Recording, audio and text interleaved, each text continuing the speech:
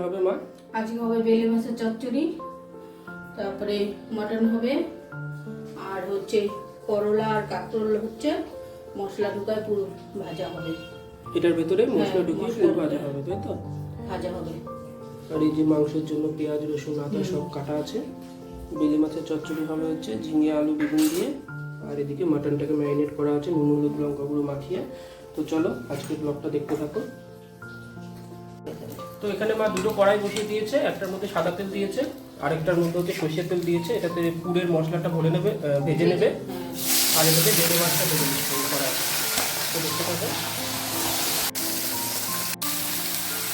তো এটা ওই করলা আর কাঁকরোলের মধ্যে যে পুরটা দিবে সেটা ভেজে নিচ্ছে সর্ষের তেলে। এটার মধ্যে কী কী আছে বলো? আছে পেঁয়াজ রসুন ধনে গুঁড়ো পোস্ত সর্ষে কাঁচা লঙ্কা সব দিয়ে এই পেস্টটা করা হয়েছে, এটাকে এবারে ভেজে নিচ্ছে ভেজে ঠান্ডা করে তারপরে ভরা হবে। এটাকে বেলে মাছটা ভাজা হচ্ছে, আর একটু মশলাটা ভাজা হচ্ছে। সামান্য পরিমাণে নুন দিয়ে দেওয়া হলো স্বাদ অনুযায়ী, মতো হলুদ। এটাকে বেশ কিছুক্ষণ ভেজে নিতে হবে ভালোভাবে, এইভাবে শুকিয়ে নিয়ে ভেজে নিতে হবে পুরো শুকনো করে। বেলে মাছ ভাজা হয়ে গেছে।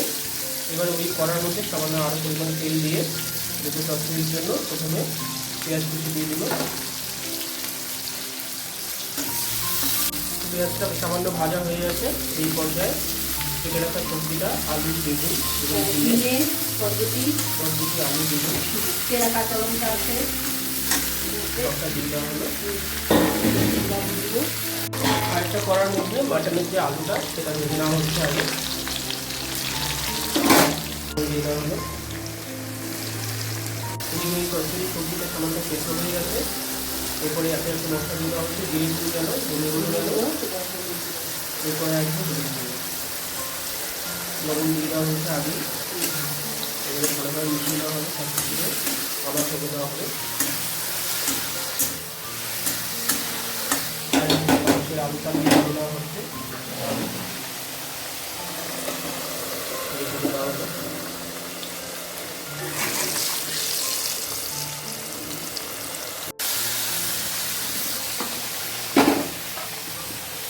আলুটা ভাজা হয়ে গেছে, আর আমি নিচ্ছে তাতে। আর এদিকে চচ্চড়িতে সবজিটাও সেদ্ধ হয়ে গেছে, জল দিয়ে দেওয়া হলো। সামান্য পরিমাণে জল দিয়ে দেওয়া হলো। চচ্চড়িটা মাখায় রাখবো না।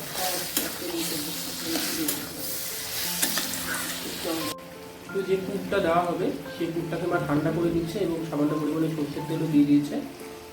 ওগুলোকে মাখিয়ে নিচ্ছে। এবার ওগুলোর ভিতরে ভরে আটা দিয়ে আটকে, আটা গোলা দিয়ে আটকে তারপরে ভেজে দেবে। বেলে মাছের চচ্চড়িতে বেলে মাছটা দিয়ে দেওয়া হলো, ভেজে রাখা বেলে মাছটা। এক এক করে পুরগুলোকে মা করলার মধ্যে আর কাঁকরোলের মধ্যে পুরে দিচ্ছে। এটা কাঁকরোল,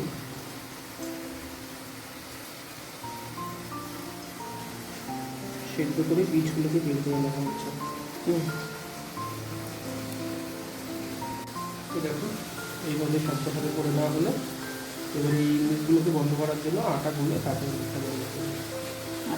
তো সেই পুরের ব্যাটারটা আমার রেডি করে নিচ্ছে। বেসন চালের গুঁড়ো হলুদ এবং লবণ দিয়ে পরিমাণ মতো জল দিয়ে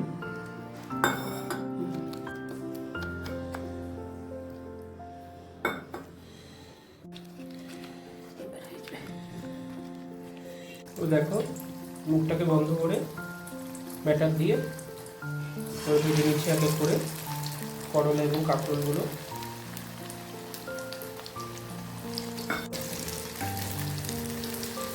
এটা ভাজা হতে থাক, আর পাশের কড়াতে মাটনটা বসানো হবে। কড়াটা গরম হচ্ছে। তো মাটনের জন্য সরষের তেল দিয়ে দেওয়া হয়েছে কড়ার মধ্যে, তো গরম হোক। আর এদিকে পুর বড়াগুলো ভাজা হচ্ছে। গোটা গরম মশলা, শুকনো লঙ্কা, তেজপাতা, সামান্য পরিমাণে জিরে গোটা দিকে চলে যাবে। কয়েকটা কোয়া রসুন দিয়ে দেওয়া হলো। এরপরে পেঁয়াজ দিয়ে দেওয়া হচ্ছে।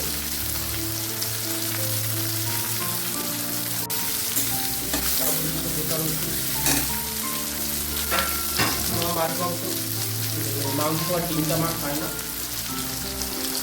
অল্প করে আনা হয়েছে। দেওয়া পুরবড়াগুলো পাওয়ার পথে নামিয়ে নিচ্ছে। তারপরে মশলা পেস্টটা দিয়ে দেওয়া হয়েছে, পেঁয়াজ, রসুন, আদা, কাঁচা লঙ্কা সবটা পেস্ট দিয়ে দেওয়া হলো। পরিমাণ মতো লবণ রেখে দেওয়া হবে, পরিমাণ মতো হলুদ দিয়ে মশলাটা ভালোভাবে কষানো হবে। তো মাটনের মশলাটা কষে দিচ্ছে, এরপর যা ঢেকে রাখা আলু আর ম্যারিনেট করে রাখা মাটনটা দিয়ে দিল করার মধ্যে। চিকেনের জন্য ঢেকে নেওয়া হবে, তারপরে প্রেশারে ট্রান্সফার করে সিদ্ধ করে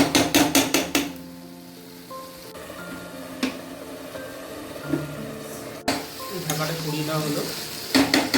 আর কিছুক্ষণ বসবে, তারপরে এটাকে প্রেশার কুকারে দিয়ে দেওয়া হলো, সেদ্ধ হওয়া হলো। মশলাটা করার মধ্যে ভালোভাবে কষে গেছে, এবার এটাকে প্রেশার কুকারে নিয়ে যাবে। তেল ছেড়ে দিয়েছে,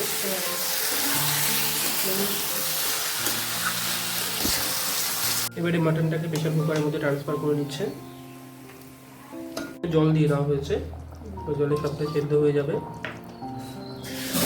ঢাকনা বন্ধ করে বেশি কিছুক্ষণের জন্য কটা সিটি হবে তার জন্য অপেক্ষা করবো। চলো, গ্যাসটাকে মিডিয়াম ফ্লেমে রেখে প্রেশারটা বসানো হয়েছে যাতে করে সেদ্ধ হয় ভেতরে মাটনটা। বেশ কয়েকটা সিটি হবে, মোটামুটি 6, 7, 8টার মতো সিটি হয়ে গেছে, 7-8টা মতো। এবারে ঢাকনাটা খুলে দেখা হচ্ছে যে কতটা কি সেদ্ধ হয়েছে না হয়েছে। না হলে পরে এভাবে দেখে নিয়ে নেওয়া হবে। আশা করি হয়ে গেছে, চলো দেখি কতটা সেদ্ধ হয়েছে।